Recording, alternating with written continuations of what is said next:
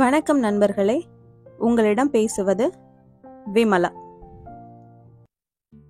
ஒரு பெரிய தொழிற்சாலை, கிட்டத்தட்ட 1000 பேருக்கு மேல வேலை பார்க்கும் தொழிற்சாலை. எல்லாம் நல்லபடியாகத்தான் போய்கொண்டிருந்தது. ஒரு நாள் அந்த முதலாளி தொழிற்சாலைக்குள் வலம் வந்தாராம். அப்போது ஒருத்தன் மல்லாக்கப்படுத்து விட்டத்தை பாக்குறது என்ன சுகம் அப்படின்னு படுத்து கிடந்தான். அவருக்கு வந்தது பாரு கோபம்.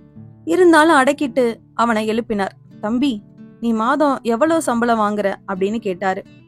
அதுக்கு அவன் ஒன்னும் புரியாம முழிச்சுக்கிட்டு 3000 ரூபாய் சார் அப்படின்னா. உடனே அவரு பைக்குள்ள இருந்து பண முடிப்பை எடுத்து ஒரு 10,000 ரூபாய் எடுத்து தூக்கி எறிஞ்சாரு. இதுல உன்னோட 3 மாச சம்பளத்துக்கு மேல 1000 ரூபாய் அதிகமா இருக்கு. நான் இங்க சும்மா படுத்துக்கிட்டு இருக்கிறவனுக்கு சம்பளம் கொடுக்கறதுக்கு இந்த தொழிற்சாலைய நடத்தல அப்படின்னு சொன்னாரு. அவன் ஒரு நிமிஷம் அவரை குறுகுறுன்னு பார்த்தான். அப்புறம் அந்த பணத்தை வாங்கிட்டு வேகமா வெளியே போயிட்டான். எல்லோரும் வாயடைச்சு போய் நின்னாங்க. அப்புறம் முதலாளி எல்லாரையும் கர்வமா பார்த்து, இனிமே எல்லாம் அப்படிதான் அப்படின்னாரு. அப்புறமா கணக்கு பிள்ளைய கூப்பிட்டு, யார் அவன் அப்படின்னு கேட்டாரு.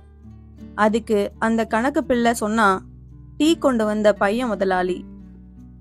இந்த கதை உங்களுக்கு பிடிச்சிருந்ததுன்னா லைக் பண்ணுங்க, ஷேர் பண்ணுங்க, சேனலை மறக்காம சப்ஸ்கிரைப் பண்ணுங்க.